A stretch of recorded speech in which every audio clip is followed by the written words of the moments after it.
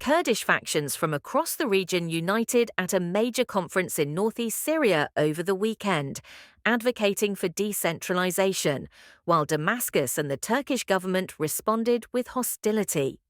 While observing a unilateral ceasefire, the PKK has called for the release of Abdullah Öcalan to lead a Congress for Peace.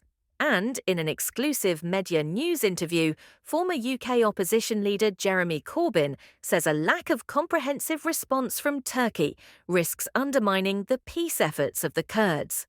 Meanwhile, the healthcare crisis in Turkey's prisons is spotlighted in a new Human Rights Association report, revealing high numbers of seriously ill inmates kept in detention.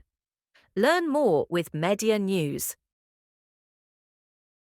The Syrian government has accused Kurdish forces of violating a national integration agreement signed on the 10th of March, escalating tensions over the future of autonomous northeast Syria.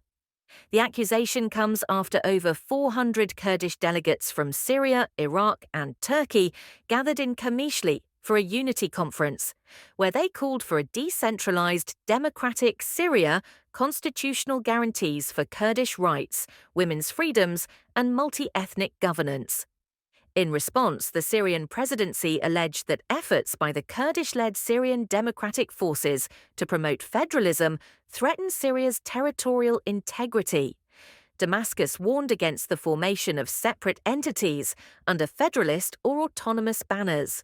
Turkey echoed similar concerns. Speaking in Doha, Turkish Foreign Minister Hakan Fidan warned that Ankara would remove Kurdish groups from Syria, peacefully or otherwise, citing alleged links between the Syrian Democratic Forces and the outlawed Kurdistan Workers' Party, known as the PKK. Critics, however, highlight inconsistencies in the Syrian government's position.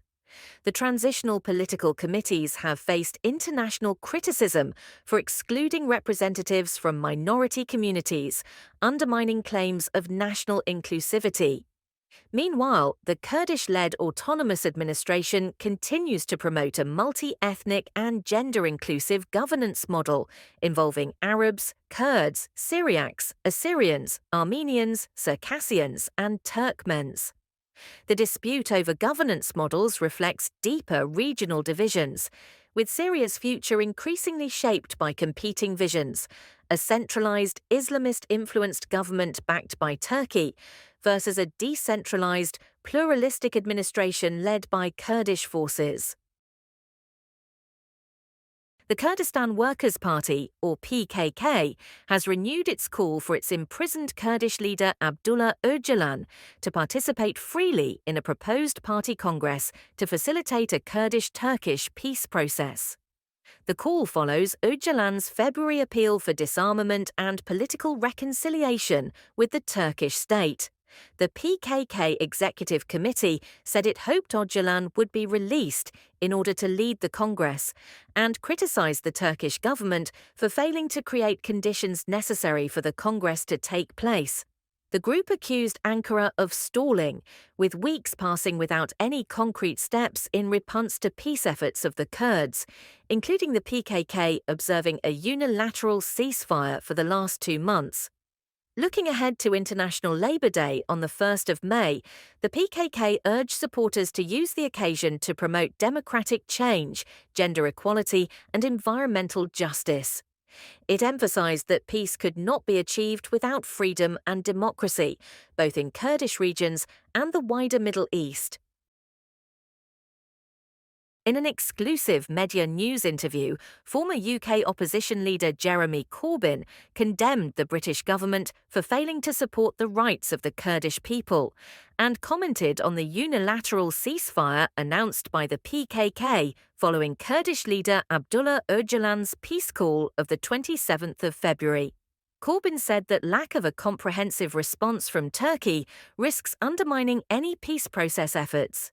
And so Britain has always been inadequate in recognition of the language rights and the cultural rights of Kurdish people. Enormous changes that are now happening in Syria and with the demands being made for Kurdish rights, there needs to be a period when the Western governments say to all of the governments of that region, you have to recognize the needs and rights of Kurdish people to their own self-identity.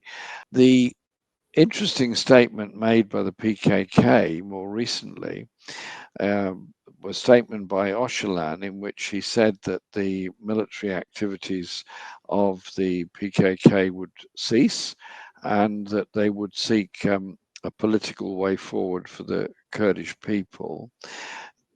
Surprisingly, this wasn't accompanied by his release from prison, and he still remains in prison. And so, surely the quid pro quo of the PKK suspending all its activities or ending all its activities should be the release of political prisoners. And I find it surprising that that hasn't happened. What I find surprising is that beyond the statement made by Öcalan and the political demands that have been placed by him and colleagues in the Kurdish community, very little appears to have been offered or happened since then. Turkey's prisons are holding at least 1,412 sick inmates, including 335 in critical condition, according to a new report released by the Human Rights Association. The findings reveal the extent of the health crisis in the country's prisons, with prisoners suffering from a range of issues, including cancer, heart disease, mental health disorders, and disabilities.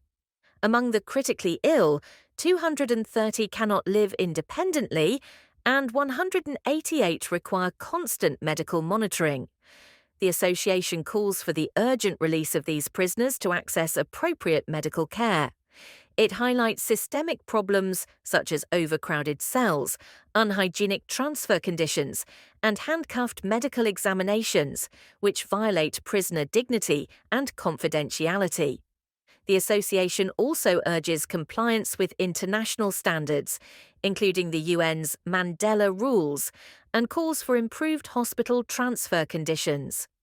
The findings come amid ongoing discussions on Turkey's Kurdish issue and are seen as part of broader calls for peace, following a recent appeal by imprisoned Kurdish leader Abdullah Öcalan, who is serving an aggravated life sentence without the right to hope. The human rights officials are urging the government to show goodwill by releasing sick prisoners and addressing long-standing human rights violations in prisons.